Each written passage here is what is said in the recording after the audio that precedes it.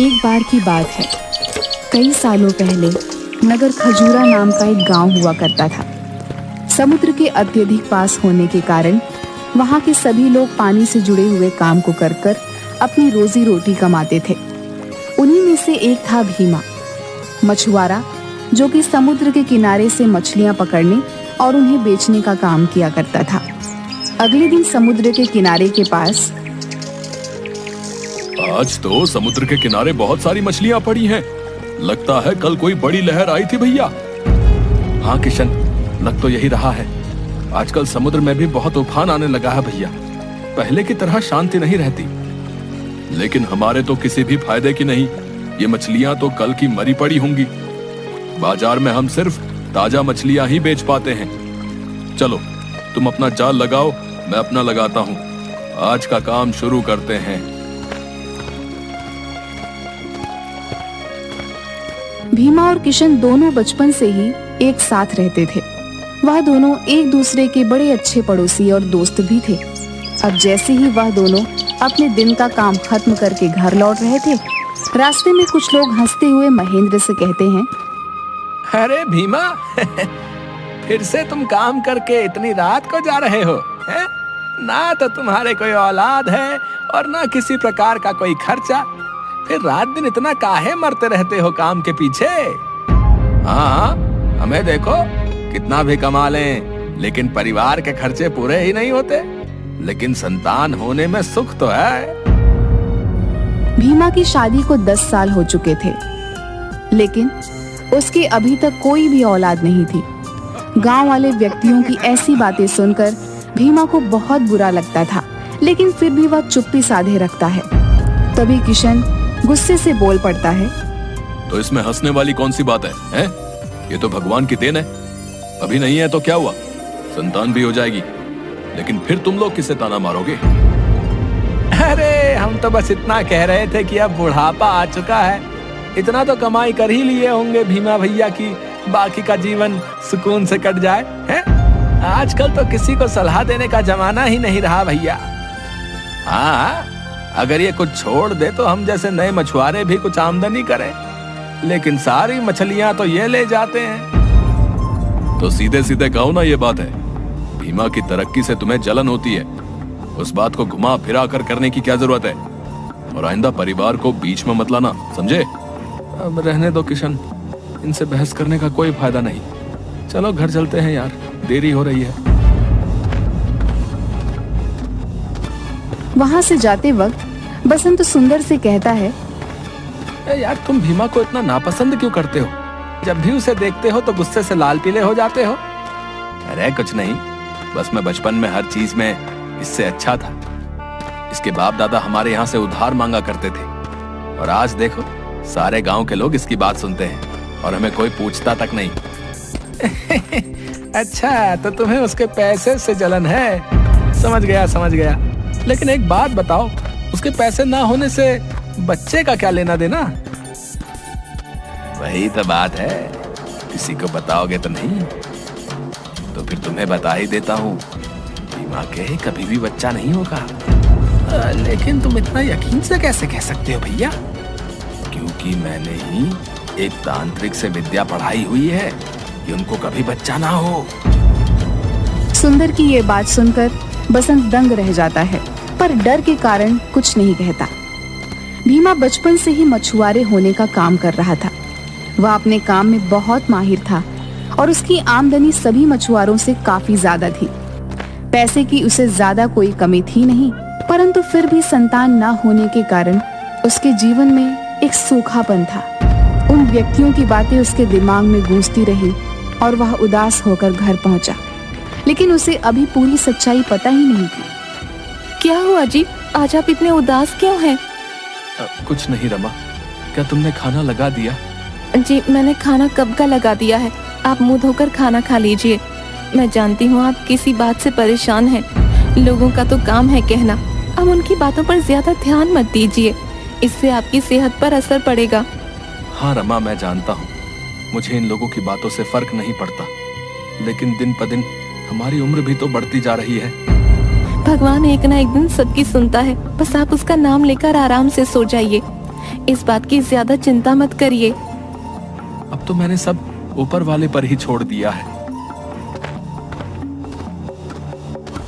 यह बात करके रमा और भीमा दोनों दुखी मन से सो जाते हैं। अब अगले दिन रोज की तरह भीमा सुबह 5 बजे उठकर समुद्र के किनारे मछली पकड़ने पहुंच जाता है। अब वह रोज की तरह अपनी नौका में बैठकर समुद्र के बीच में जाकर अपना जाल फेंकता है और उसमें बहुत सारी मछलियां फंस जाती हैं। लेकिन उसमें से एक बहुत बड़ी गोल्डन कलर की मछली भी फंस जाती है। अब वह जैसे ही जाल ऊपर खींचता है तो वह देखता है कि वह मछली बोल रही थी, मुझे छोड़ दो मछुआरे, मैं कोई आम मछली नहीं हूँ। अगर तुम मुझे समुद्र में वापस छोड़ देते हो तो मैं तुम्हें तुम्हारी मनचाही इच्छा पूरी करने का वरदान दूंगी। पहले तो भीमा उस मछली को बोलते देख बहुत डर जाता है, पर बाद में अपने नरम स्वभाव के कारण वह मछली को मुस्कुराकर कहता है, मैं भगवान की दिव्य शक्तियों में विश्वास रखता हूँ। मैं तुम्हें अवश्य ही छोड़ दूंगा। अगर तुम बोल सकती हो तो तुम जरूर इंसानों की ही तरह किसी दूसरी दिव्य दुनिया से हो। इतना कहकर वह उस गोल्डन मछली को समुद्र में वापस छोड़ देता है। उस मछली को समुद्र में छोड़ते ही वह देखता है कि वह मछली एक सुंदर महिला में बदल जाती है। वह सफेद कपड़े पहने समुद्र के बीचों बीच खड़ी हो जाती है और भीमा से कहती है, मैं समुद्र में रहने वाले जीव जंतुओं की महारानी जल देवी हूँ। मैं गलती से राजमहल से दूर हो गई थी और समुद्र के किनारे आ गई थी। मैं तुम्हारी इस उदारता से बहुत प्रसन्न हूँ। बताओ तुम मुझसे क्या मांगना चाहते हो? धन, दौलत, मकान, जो तुम मांगना चाहो। सबसे पहले तो मैं समुद्र की रानी को प्रणाम करता हूँ। वैसे तो मुझे आपसे धन या दौलत जैसा कुछ नहीं चाहिए, परंतु मेरी कोई संतान नहीं है। अगर आप मुझे संतान प्राप्ति का आशीर्वाद देते तो मैं उसे जीवन दान की तरह समझूंगा। तथास्तु भवः, जैसा तुम चाहो वत्स। उसके हाथ से बहुत तेज बिजली की रोशनी चमकती है। तभी भीमा के हाथ में एक फल आ जाता है। ये फल जाकर अपनी पत्नी को दे देना। वो इसे आज से 5 दिन बाद पूर्णिमा की रात को खा लेगी। उसके बाद से सब ठीक हो जाएगा। ये है मेरा आशीर्वाद। ध्यान रहे तुम मेरे बारे में और इस फल के बारे में किसी को कभी नहीं बता सकते। जी महारानी, मैं ध्यान रखूंगा। मैं अपनी पूरी कोशिश करूंगा कि मैं आपका सच गलती से भी किसी के सामने ना बोलूं। एक बात और, तुम्हारे बच्चे के पेट में होने के वक्त पर तुम्हें उसका बहुत ध्यान रखना है। कोई है जो उसे नुकसान पहुंचाना चाहेगा। अब भीमा को इतना जरूर पता था कि रानी की बात में कुछ छुपा हुआ संदेश है और वह फल जरूर कोई जादुई फल है जिसमें जल की रानी का आशीर्वाद छुपा हुआ है। अब वह खुशी के मारे जल्दी जल्दी कदम बढ़ाकर अपने घर चला जाता है और जाते हुए रास्ते में सोचता है, ये जरूर भगवान का ही कोई संकेत है। और यह कहते कहते उसकी आंखों में से आंसू आ जाते हैं। रमा, देखो तो मैं तुम्हारे लिए क्या लेकर आया हूँ। क्या हुआ? क्यों इतना चिल्ला रहे हो? देखो मुझे आज क्या मिला। मैं रास्ते से जब घर आ रहा था तो एक बूढ़े बाबा ने आशीर्वाद में मुझे एक फल दिया और बोला कि इसे तुम्हें दे दूं। अच्छा इधर लाओ, मुझे दे दो। पर इसमें इतना खुश होने की बात क्या है? रमा बिना सारी सच्चाई जाने वह फल आराम से खा लेती है और उसे उस फल को खाता हुआ देख भीमा की आंखों में नमी और अपने भविष्य की आशा झलक पड़ती है। ठीक महारानी के कहे अनुसार उसने रमा को कुछ नहीं बताया। 2 महीने बाद रमा को अचानक से चक्कर और उल्टी जैसा महसूस होने लगा। पहले तो वो इसे आम बात समझकर टाल देती है, लेकिन जब 2-3 दिनों तक लगातार ये सब होता रहता है तब वह भीमा को जाकर बताती है। अजी सुनते हो, मेरी तबीयत 2-3 दिन से बहुत खराब है। रमा, तुमने मुझे पहले क्यों नहीं बताया? हमें तुरंत ही डॉक्टर के पास चलना चाहिए। अब वे दोनों डॉक्टर के पास जाते हैं, सारे चेकअप कराते हैं। कुछ ही देर बाद डॉक्टर आते हैं और बोलते हैं, भीमा जी, आपकी पत्नी बिल्कुल ठीक है। खुशखबरी की बात यह है कि ये प्रेग्नेंट है, पर क्योंकि ये लेट प्रेगनेंसी है, इन्हें अपना खास ख्याल रखना होगा। ये बात सुनकर भीमा और रमा खुशी से फूले नहीं समाते और डॉक्टर से कहते हैं, आपका बहुत बहुत धन्यवाद। हम बिल्कुल अपने बच्चे का खास ख्याल रखेंगे। भगवान ने बहुत दिनों बाद हमारी पुकार सुनी है। तभी ये बात सुंदर को पता चलती है। और भीमा के बाद वे उसके घर चला जाता है। भीमा, रमा भाभी, कोई घर पर है? हाँ सुंदर भैया, बोलिए। कुछ नहीं, खुशखबरी का पता चला तो हालचाल पूछने आ गया और कुछ फल भी लाया था आपके लिए। अरे भैया, इसकी क्या जरूरत थी? आइए ना, बैठिए, भीमा आने वाले ही होंगे। नहीं, बस चलता हूँ।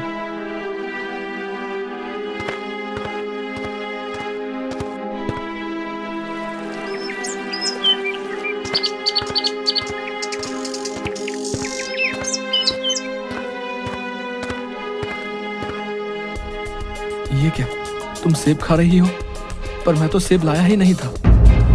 अरे सुंदर भैया आए थे, वो देकर गए हैं। इतना सुनते ही भीमा डर जाता है और रमा के हाथ से सारा फल छीनकर फेंक देता है। मैंने तुमसे कितनी बार कहा है, जब तक मेरी लाई हुई चीज ना हो तुम्हें नहीं खानी है। तुम्हें समझ क्यों नहीं आता? अब भीमा डर कर मन ही मन सोचता है, रानी, मेरे बच्चे की रक्षा करना। कुछ महीनों बाद रमा और भीमा की जिंदगी में अब खुशियां छा गई थी। उनके यहाँ एक लड़के ने जन्म लिया था जो बहुत ही सुंदर था। उसकी आंखें नीली थीं। इतना सुंदर था कि जो देखता तो देखता ही रह जाता। देखो कैसे खिलखिला रहा है, बिल्कुल तुम पर गया है। हाँ वो तो है, पर हम इसका नाम क्या रखेंगे? इसका नाम हम बट्टू रखेंगे। पर क्यों? और भी तो बहुत अच्छे अच्छे नाम हैं। वो मैं तुम्हें नहीं बता सकता। भीमा मुस्कुरा देता है। ये नाम उसने पानी से जुड़ा हुआ रखा था। वह मछली वाली बात अपनी जुबान पर नहीं आने देता। उसने यह बात सालों से छुपा कर रखी थी। अजी सुनते हो, लड़का हुआ है। कम से कम मोहल्ले में मिठाई तो बांटनी ही चाहिए। हाँ हाँ, मिठाई तो जरूर बांटेंगे।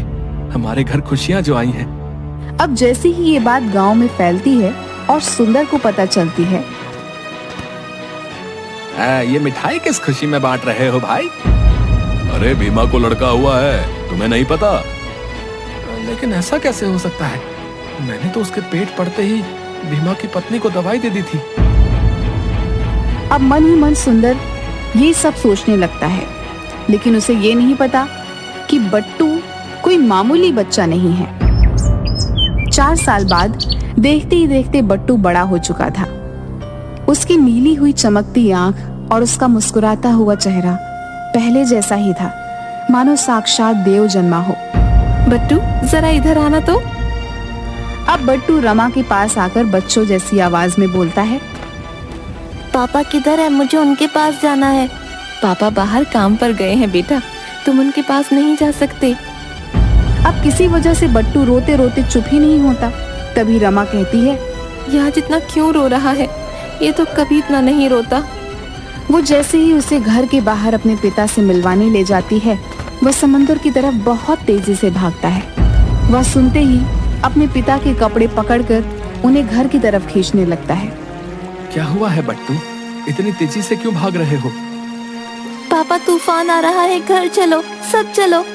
पर जब भीमा देखता है तो मौसम एकदम साफ था, लेकिन वह समझ जाता है कि बट्टू जल परी के आशीर्वाद से जन्मा है, इसलिए वे पता लगा सकता है कि आगे तूफान आएगा या नहीं। सभी लोग किनारे से हट जाओ, मैं फिर से कह रहा हूँ कि बहुत तेज तूफान आ रहा है। सभी लोग वहाँ से जल्दी हट जाएं। अरे ये तो हमारा बेवकूफ बना रहा है, हैं? मौसम तो बिल्कुल साफ नजर आ रहा है, देखो। अरे मैं समझ गया इसकी चाल। ये सब इसलिए कर रहा है ताकि सारी मछलियाँ ये पकड़ कर ले जाए। हम तो यहाँ से कहीं नहीं जाएंगे। हाँ, कुछ देर बाद ही बट्टू के बताए अनुसार बहुत तेज तूफान आया और समुद्र से लंबी भयानक लहर उठती है। लोगों के घर, नौका और बहुत सारी चीजें बह जाती हैं। सुंदर और बसंत भीमा की बात नहीं सुनते और वे समुद्र में बह जाते हैं। पापा उन नीले शर्ट वाले अंकल को बचा लो। अब जैसे ही भीमा पीछे मुड़कर देखता है तो सुंदर और बसंत तेज लहरों के साथ बह रहे होते हैं। अब मैं इन्हें कैसे बचाऊं? लहरें बहुत तेज हैं। इन्हें बचाने गया तो मैं भी साथ में बह जाऊंगा। आप उन अंकल को बचाने जाओ पापा, बाकी सब मैं संभाल लूंगा। भीमा को बट्टू की बात पर विश्वास था, क्योंकि उसे पता था कि जल के देवता के आशीर्वाद से जन्मा है ये। अब वह बिना कुछ सोचे समझे तेज लहरों में कूद पड़ता है और सुंदर और बसंत को बचा लेता है। थोड़ी ही दूर खड़ा बट्टू समुद्र की ओर जल की रानी, जल की देवी को देखकर मुस्कुराने लगता है। तभी सुंदर और बसंत आते हैं और सुंदर बट्टू को गले से लगा लेता है। गले लगाते ही सुंदर फूट फूट कर रोने लगता है और कहता है, अगर आज तुम ना होते तो शायद हम सभी ना बच पाते। मैंने जलन के कारण हमेशा अपने जीवन में गलत चीजें की और उसका ही एक शिकार तुम जैसी नन्ही जान बन गई। मुझे माफ कर दो बेटे। कोई बात नहीं अंकल, मैं आपसे गुस्सा नहीं हूँ। इसके बाद वह बिना किसी डर के खुशी से रहने लगते हैं। बट्टू की इस मासूम भरी बात पर सभी जोर जोर से हंसने लगते हैं। हमारी कहानी यहीं पर समाप्त होती है। अगर आपको ये कहानी अच्छी लगी हो तो इस वीडियो को लाइक करें और अभी और एक नई मजेदार कार्टून देखने के लिए स्क्रीन के ऊपर इस वीडियो को क्लिक कीजिए और हमारे इस चैनल को जल्दी से सब्सक्राइब कर लीजिए।